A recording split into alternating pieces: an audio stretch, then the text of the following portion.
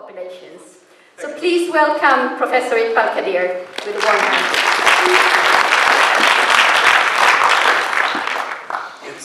Thank you very much, Karen. It's great to be here. I'm glad that Mike invited me again. I spoke in Sweden about 18 months ago in Gothenburg. And it shows, but it is a mission impossible to follow Dr. Gosling. But I know the way to do it, hard work. So I will do my best. But let me introduce myself through my students. I take advantage of them whenever I can. I established a center at MIT, and the center helps MIT students to create enterprises in developing countries. And we have had about 200 students already go through the program, and about 30, 40 companies are being created by them. And I have now handed over because I'm mulling over something else right now. So others are leading the center. And so I'll give you some examples of these, and then I'll explain how I got there. The one is that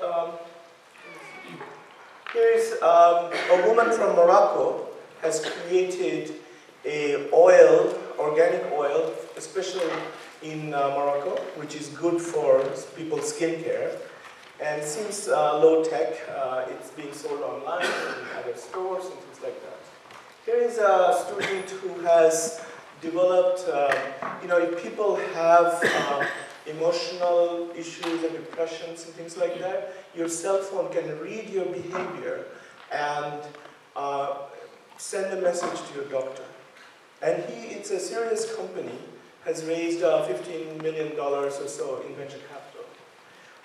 Here's a woman from Nigeria who has created a recycling company in Nigeria. So these were kind of my students, and I'm just giving you a flavor. Actually, one I'm very proud of is a student has created a diabetic management chain for very low-income people in Mexico. He is about to open his 4th or 5th clinics, which helps you manage diabetes in case you have the problem. In fact, a large part of the population of the developing world, and particularly Mexico, have diabetes problem. And he was on the front page of the entrepreneurship magazine in Mexico. So let me tell you how I try to create this center. Where am I coming from? I was born in Bangladesh, but I went to America about 40 years ago. I studied there for about 20 years and studied and worked. And then I went back to Bangladesh to create a company, which has now become the largest company in the country. And then I kind of learned what is it that ails poor countries, how can they move forward, and that's how I ended up creating this center at MIT. So, first of all, low-income people, we often think we need to do something about them in charity and other ways. But actually, if we think about it, they are the biggest stimulant for innovations. And I at least see it that way, and I'll try to explain to you why it's so. But what is innovation? Innovation is basically a thinking or doing differently than others. You don't just march forward like everybody else. You think a little bit differently. I'm not saying this is necessarily a good innovation here, but it is nonetheless an innovation. But the innovation, the other part of innovation is the others have to accept it. But nonetheless, it starts with thinking and acting differently. But let me show you, Okay, so let me explain how it is stimulant innovation. But inclusive thinking has always been there. Here's an example of almost 600 years. Johann Gutenberg, what did he do? He cut the cost of book production. And so at that time, around 1450, I personally think he's the most inclusive business force in history. Okay. Books were for rich people, but he saw a much bigger market if you could somehow produce them cheaper. Okay. He didn't invent books, but he made them cheaper, radically cheaper, cut cost 100 times. And if you look at Benjamin Day, in the 1830s, he made newspapers available at 1/6 the price of what was before. Because before that, only rich people subscribed to newspapers, and they would pay ahead of time, and they would get the newspapers, and small little newspapers. But he made newspapers 1/6 the price, and try to make a good revenue through advertisement. That gave rise to mass media. So when we talk about mass production, mass media, all these other things, it's nothing but inclusive business. Here is Henry Ford, one of the biggest innovators in America. What did he do? He didn't invent cars. Cars were already there, but they were seen for rich people. He cut the cost of car production by a factor of 10. And then more people bought cars. And they had greater facility, then they had a greater income, and they would pay for their car. So what I'm trying to say, as much as we think we have a new way of thinking, we also need to see that this is a long past tradition on which what we call developed countries were built. Now, here is, we go to McDonald's. How did he do it? He didn't even invent, he didn't invent hamburgers. He didn't even start McDonald's. He took over from two brothers, McDonald brothers, and then he kept his eyes on how to serve low-income people, starting off income in America. And he made it an efficient process through which people bought hamburgers at a low cost, and other people got into the business of making hamburgers at a low cost. So there were franchise systems. So all of these people, just to give examples, they did not invent books, newspapers, cars, or hamburgers. What they did is cut costs radically. And what does that do? If you can cut costs radically, you release resources for the rest of the society. And those resources enrich the rest of the societies in some other ways. So on one hand, you are quote-unquote helping the poor. On the other hand, you're helping the rest of the society. And of course, you as an entrepreneur, you're making money helping yourselves. Okay. And so that is actually a fundamental way of making economic development. And notice all of these starts out being, for the poor people, providing the innovative stimulant that how to cut costs. And that's where the innovators' minds are. And just another point, that these were all for-profit companies. What did they do? Why are the for-profits good things? First of all, it drives them to innovate. Second, it makes businesses are accountable, because if people stop buying their products, then the business will go out of business. And so they become accountable. And also, the price reduction takes place, which, by the way, helps everything else. Not only it releases resources, it contains inflation, and therefore the rest of the economy is in a healthier shape. And these are just history, but this is going on right now in Africa and other countries. So I'll give you a few examples. Here is a Bridge International, which is operating in Kenya, providing education for children, primary schools, at a very low cost, $5 a month.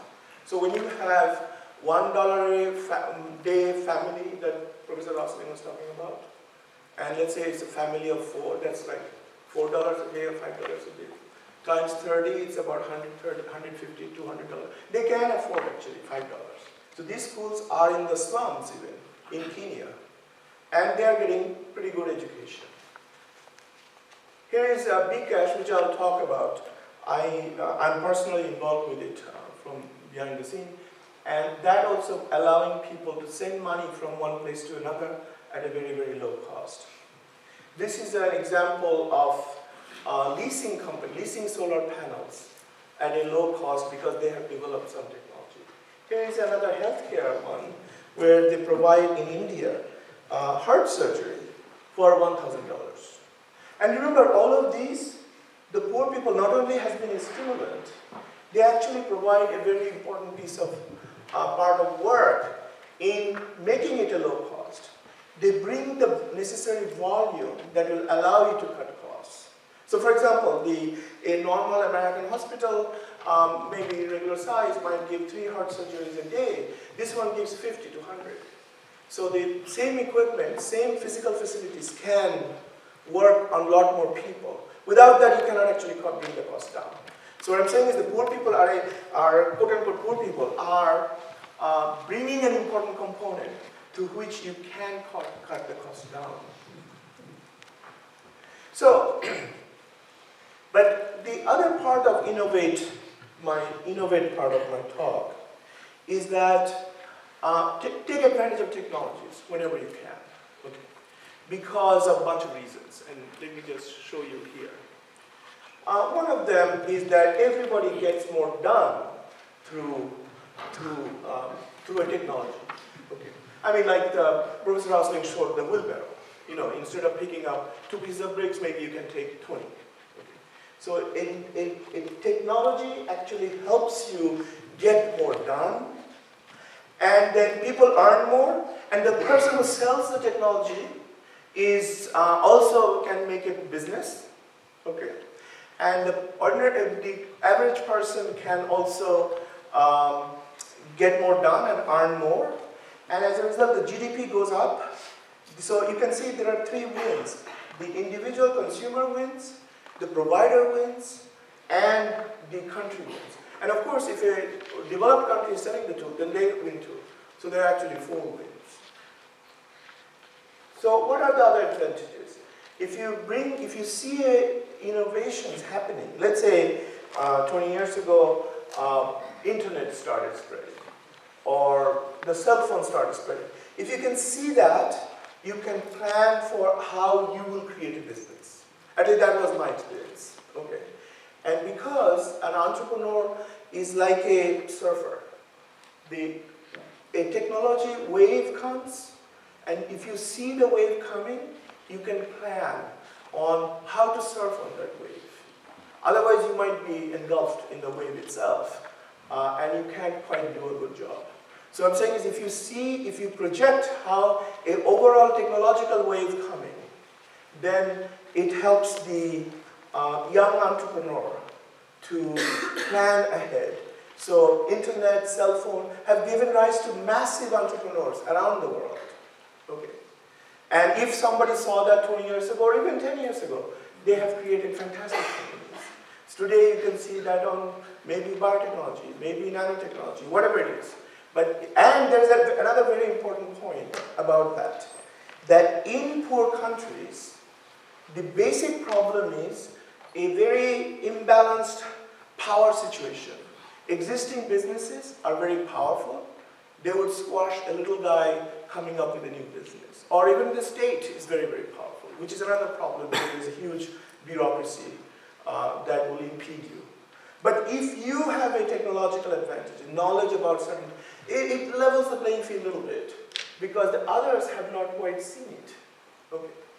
And that is a fundamental, it's not a unique in Bangladesh or in developing countries, but it's true worldwide, everywhere. If you see the potential of a technology ahead of others, you can create a level playing field. So for example, if Google, Microsoft knew this is how Google is going to be, maybe they would have bought it off in the beginning. In fact, Google was created because they wanted to sell a product to Yahoo, and they didn't quite appreciate it. Then the Google boys went and created a company themselves. And this happens every day in the West. So it's not necessarily unique to developing countries, but it's a general problem or general opportunity at the same time. That the others may not appreciate what the potential is, and therefore you can take advantage of that. And developing countries in particular, there are first mover advantage because the landscape of various innovations or commercial landscape is not filled yet. There are other things you can bring up and make things happen. And this is a slightly same point, that also allows you to leapfrog what you don't have to go through that stage. So for example, fax machines in the West came and lasted for 10 years or so. And so if you are creating a new company, you can just skip over that. You can simply send an attachment as a PDF over your email. So that's another interesting aspect of if you don't have a very developed landscape. And of course, young people are very good with technology. I often learn things from my son, and how to manage my computer or my cell phone, etc. And developing countries where we see quote-unquote problems is full of young people. Okay. As a result, the technological opportunities and potential workers are there in the developing world. And it's a matter of capitalizing on that. So now I want to tell you a little bit about my own personal experience. And through that, I've seen repeatedly that people in the West, for us, usually have this and that misconceptions about developing countries. So let me just go through 5 of them. And then I'll tell you, through that I'm kind of trying to tell you my story. One is that in the early 90s, I saw the Gutenberg effect actually taking place through the digital technologies. Okay, that I don't have to, Gutenberg might have been a genius. He found out how to mix the types with the wine press and whatever, and interesting ink to print and cut the cost by 100. But I simply saw the digital technology phenomena, and I realized that it is possible that the costs are going to go down so radically over time. And so one example is this Moore's law. Gordon Moore was the founder of Intel. He saw in the 1960s that every 18 months or so, the processing power of a microchip doubles. And which, through a complicated formula, kind of means that every 18 months, the cost of processing, the brain power of computers, is falling by half, which is a very radical, explosive phenomenon. Because every 18 months it's dropping by half means every 3 years it's going to a quarter. So every 6 years, it becomes 1/16. Okay. Every 12 years, it becomes 1/256. And I hang out at MIT, so we learn this kind of mathematics very seriously. And then every 15 years, it drops to 1,000 to 1. So that is a massive force. That what costs $1,000, 15 years later, it costs $1. Okay. And so I said, this has to be used somehow for developing countries. So first I thought it would be computers, whatnot, but countries like mine, like Bangladesh, many people don't read or write. So it's just for the elites this would be done. And through some other personal experience, I learned that, people like to talk, and everybody can talk, more or less everybody. And so telephone is a far more egalitarian thing. And through these digital technologies, you will eventually get the phones will be cheaper and cheaper. 1,000 to 1. And of course, so here are the misconceptions. One is that poor countries are under-resourced. I don't know. Might be true, might not be. But the way I woke up to this phenomenon is that I myself was connected through in my office, our computers were connected by a rudimentary networking technology. We didn't have to exchange floppy disks. I mean, many of you are too young and haven't seen a floppy disk for us. But what I'm saying is that there was such a thing. And you would change data from one computer to another, and that cumbersome process didn't have to go through. You just press a button, the file is on the other computer. Okay. And one day this thing broke down, and I was waiting for someone to come and fix it. And I realized, and I was wasting time. Because it reminded me of a day in 1971 when I was 13 years old. And my mother, the country was going through a war, And so we lived in an urban center, but we moved to a remote rural area, and it was just safer. And my mother sent me to another village to get some medicine for a younger sibling. And the medicine man wasn't there. I walked all morning to get there, and the medicine man wasn't there, so I walked all afternoon back. And it was an unproductive day. And as I was having another unproductive day in New York, I put these two experiences together, and I said, connectivity is productivity. Whether it's in a modern town or computers or in an underdeveloped village, it doesn't matter. Connections enable you, disconnection disables you. Okay. So therefore, telephone, this is why I went back to the telephone, and that, it's egalitarian, it makes people more productive, that's the thing to do. But in this context, I want to tell you that if people think Bangladesh doesn't have resources, as if we don't have oil, a bunch of other things, but time is a very important resource. America has 24 hours a day, so does Bangladesh. And so if people do more things within those 24 hours, they get more done. So the question is not how much resources one has, but people are actually the most important resource. But I'll come to that. The point is that the resources you already have, time is just one example. If it's being wasted, that is an important force of keeping you poor. And so if we can utilize what we have, that is a far more powerful force than complaining, crying over not, quote-unquote, having resources. The resources are actually a huge problem. But, so that's another way to look at these poor countries as not being under-resourced, but being extremely wasteful. And that perspective will change your thinking about what you can do about them. Here is another one. The poor people lack buying power, which I think is another terrible misconception. This problem has been solved 150 years ago in America once, and I'll give you that example. Actually, might as well show that. That, you see, Isaac Singer invented sewing machines. People couldn't pay for his sewing machines. So he actually gave he's probably the inventor of microcredit. He gave loans. You could just take the machine and pay every week. Okay. And this made people more productive. Okay. And they paid over time. And so here are the things. Help produce more, earn more, be able to pay for the machine pays for itself. Okay. So if that's the case, it's just another innovation. So he innovated two things. Actually, in the financial innovation, he had a partner named, I forget, Edward Clark, I think. But he and them, they created the microfinance. Actually, he's the inventor of consumer finance. But if you go back, poor people lack buying power. That's not a good thing that's not the way to see it. Is it going to enhance his income is the issue.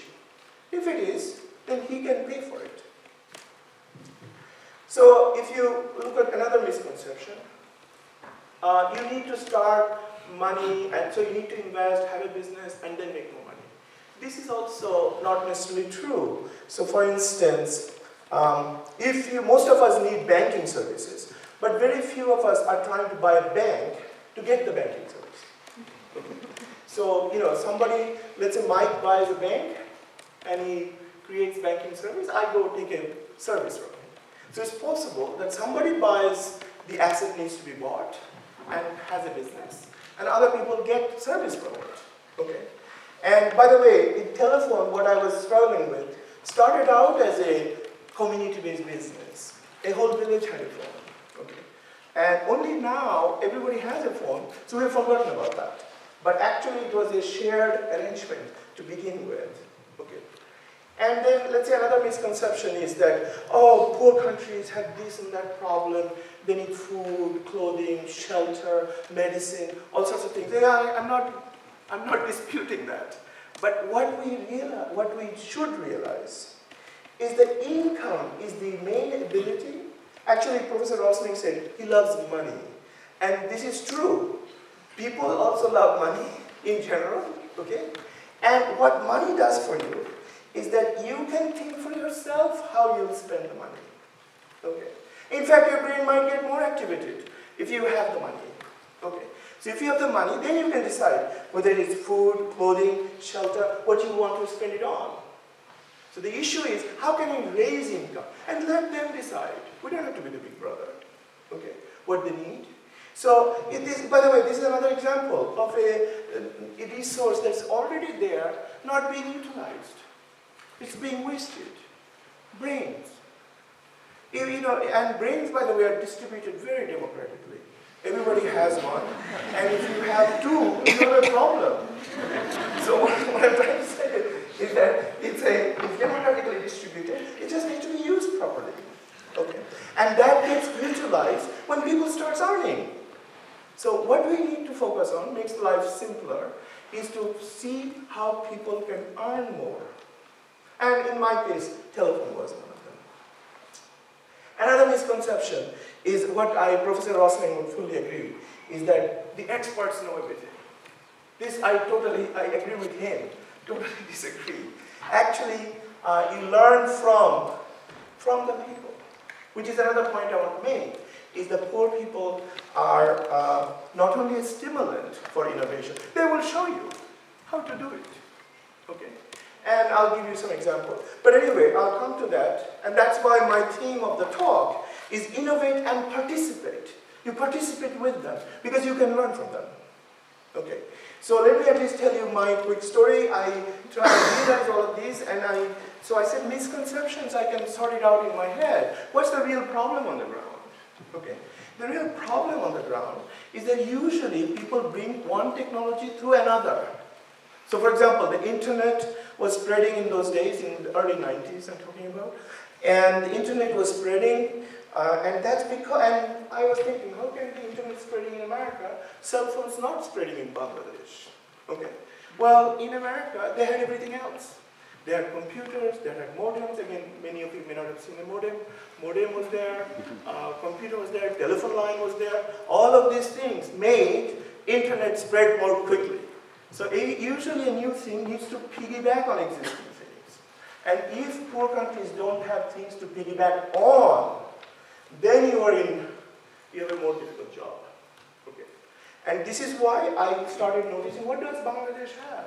We have microcredit programs, Grameen Bank, famous bank, and there are a few others.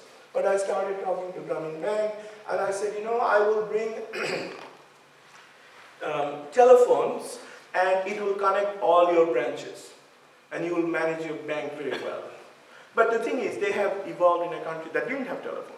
There were one telephone for every 500 people. And so they are naturally, by requirement, a decentralized organization. So if you go to the headquarters, which I used to visit, they didn't, it's a relatively quiet place. And the various branches are kind of managing themselves. And they send a report every week, how they're doing. Now, so I told them that you can manage your branch. They didn't quite like that because they were structured differently. Okay, they don't have to manage minute by minute, hour by hour. So I started focusing, what is it they really do? How can I entice them and dovetail with their core competence, with my idea of them? And that's why I focused on what is their main thing. The main thing is that a woman borrows money from the bank, typical thing. Then she buys a cow. The cow gives milk. She sells the milk to the village and pays up the loan. And of course, this can be duck loans, chicken loans, vegetable loans, but cow loans were most common. Okay, so the cow is a good example. The kind of loan they had. And I realized that, a cell phone can be a cow. That is, one can take a phone and borrow money and provide the service in her neighborhood, and then it becomes a community-based device. It's a business for somebody. She makes money. She markets the service, and she has a business. Everybody else has a communication tool and moves forward. And this idea, Grameen Bank accepted, and then I had to put it together. I flew around the world. Actually, my first serious company that liked the idea was Telia. And Bo Magnuson, he really said, you have something interesting. But nonetheless, his big bureaucracy eventually rejected the project. And I had to go to Norway, and Telenor was the company that accepted the idea. And by the way, this is the first time Telenor went to Asia. Okay? And subsequently they went to other countries. So now 40% of Telenor's business is Asia. In fact, the CEO, the new CEO, just picked a week ago. Okay? His main experience is the Asian expansion of Telenor. But my little project in rural Bangladesh was the first attempt by Telenor in Asia. So anyway, the point is, this was the main idea, and it took quite a bit of flying around, some minor loss of hair, but it eventually got together. Okay? And right now that company has actually 50 million subscribers, actually I think 55 right now. And at one time, 300,000 women, mostly women, sold mobile phone services in their respective neighborhoods. Okay? Now almost 1 out of 2 adults have phones, so that business has gone away, they are doing other things. Okay? But for 10 years, it's a pretty good business. And 110 million cell phones, 4 billion in revenues. Actually, Grameenphone, this company, has $2 billion in revenues. It has become the largest company. Okay? And as a result, there's a lot of profits going back into Norway. So in fact, I would say, this is like co-creation of future. Let me give you an example. The point is, Bangladesh has started giving aid to Norway because the profits are much bigger. Seriously. And it should be the way, because Bangladesh is a much bigger country. And Norway is only a country of 5 million. Okay. So Bangladesh is giving a lot more aid to Norway right now. And then these phones are out there, okay? And but this is the interlocking healthy relationships. Actually, I have the Swedish ambassador, I just met him here into Bangladesh. It's great to see you, but that's the kind of relationship we should build with Sweden and Bangladesh. Bangladesh is a huge country, okay? So here is another example. Now that there are 110 million phones out there, we have created a bunch of partners and etc. But my brother happens to be the CEO. I'm a little bit behind the scene. But the point is, it has 17 million customers. It executes 2.8 million transactions a day. Okay? Because people are needy. If provide them a good service, provide them at a low cost, they come to you. Okay? And that's really, again, it empowers people. It has 100,000 agents all over the country. So actually, I'll show you a little movie. Where a quote-unquote poor person is using mobile phone service, this mobile money service. আমার বাসা দুপুরিয়া আমি একজন গৃহিণী আমার দুটো ছেলে ছোট ছেলে রাস্তায় ভার্সিটিতে ভর্তি হওয়ার জন্য ওইখানে ছিল থাকার পরে সে সন্ধ্যে 7টায় মোবাইল আসলে আম্মু আমার এখনই চলে যেতে হবে আমার টাকা পয়সা বসে করে দাও আমার পোষাই দাও কিন্তু আসলে টাকা পোষাই দিলাম বড় ছেলে গাড়িতে উঠাইতে আসে দিয়ে আসার মধ্যে চলে She's using fire, but Professor Rosling said it's the first stage. আম্মু আমার 1000 টাকার শর্ট টাকা কীভাবে আমি এখন ভর্তি হবো আজকে আমার লাস্ট ডে এখান থেকে কেউ যদি এবার যায় দেরি হয়ে যাবে ওই দিন না হলে লাগতে পারবে তখন আমি বিশাল চিন্তার ভিতরে পড়লাম তখন একজন আমার বললে আমাদের বাজারে বিকাশের মাধ্যমে টাকা পাঠানো জানতে পেরে আমি বাজারে গেলাম 1 মিনিটের ভিতরে টাকা পেয়ে গেল ওই দিন থেকে বুঝলাম বিকাশ কত উপকার বিকাশের মাধ্যমে টাকা পাঠানো খুব সুবিধা আজকে যদি বিকাশের ছেলে রাজশাহী ইউনিভার্সিটি ভর্তি হতে পারছে না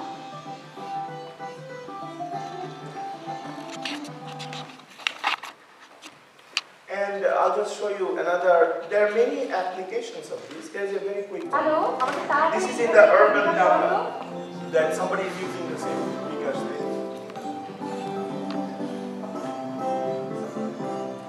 ম্যাম পেমেন্ট কিভাবে করবে ক্যাশ না বিকাশ বিকাশ বিভিন্ন জায়গায় পেমেন্ট সহ দেশ টাকা পাঠানো বা পাওয়ার সবচেয়ে সহজ ও নিরাপদ উপায় বিকাশ মোবাইলে গুগল পে দিনে 24 ঘন্টার সপ্তাহে 7 দিন ডায়াল করুন *247# বর্তমানে রবি ও গ্রামীণফোন নেটওয়ার্কে পাওয়া যাচ্ছে And so the bKash is simply allowing, just like you need to talk to people to coordinate some activities, if you can pay them quickly, that's also very helpful. And bKash is simply Bangla cash. And bKash in Bengali means prosperity. So it's a kind of a pun word. So I want to quickly, how much time do I have? Okay, I'll make it quick. Let me just tell you what I learned from poor people, and that's how it changed my thinking. One is that I used to be in New York, and I started seeing Bangladeshis coming to America, okay, and taking petty jobs here and there, okay, and the common thing was taxi driving, okay. And the point is, I realized this is totally revolutionary in my thinking at least. I've been told that we need to help poor people from rich countries to poor countries. Here, they're coming. Actually, we make it very difficult for them to get here. And they're crossing all those borders to come here against many odds, crossing oceans and continents. Okay? So to say that they are helpless, we need to aid them, is total nonsense, to be honest. Okay? They're eager to find economic opportunities. And if we don't create them in those countries, they will aspire to get here. And sometimes they're dying in getting across the borders. And so what I'm saying is, it's just not true that the poor people need aid. Okay. It is, what they need is economic opportunities. And again, I was taught by many experts what they need of food, clothing, shelter.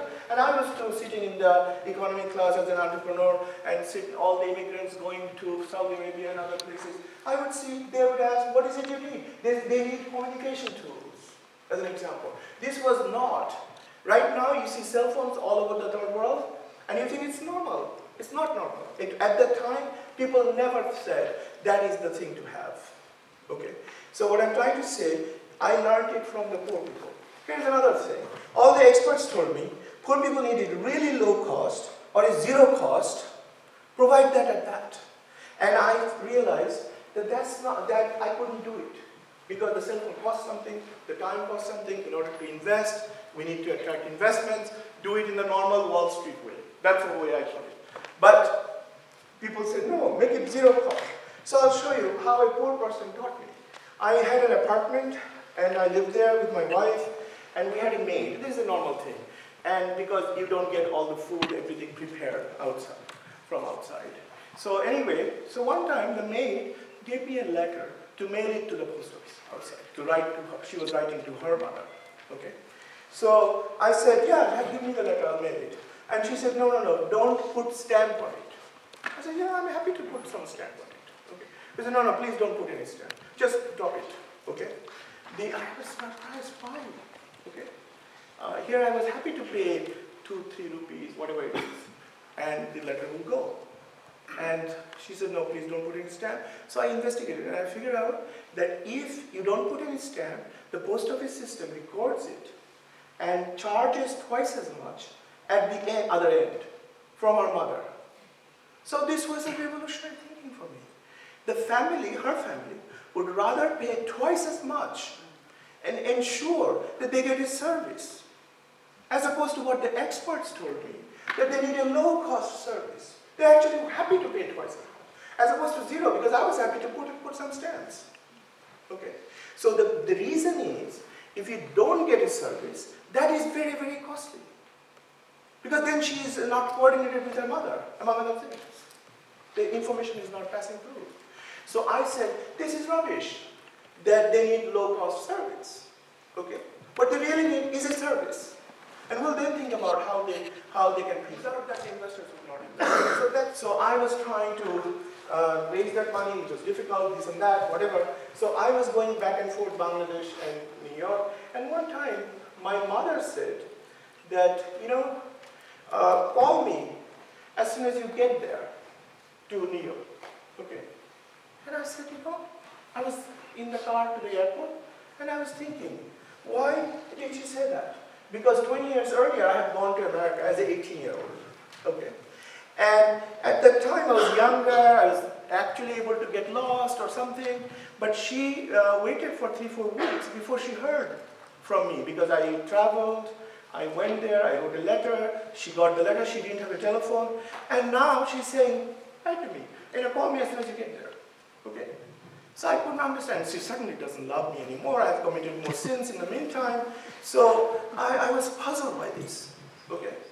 And then I realized, when something exists, then people think differently.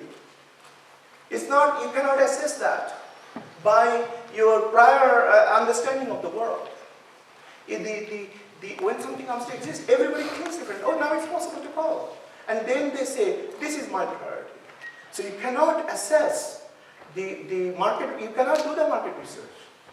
Okay? And I started convincing these things, and that's how ultimately it worked. So I'll tell you I was really encouraged by Professor Rosling, who said, these experts don't know.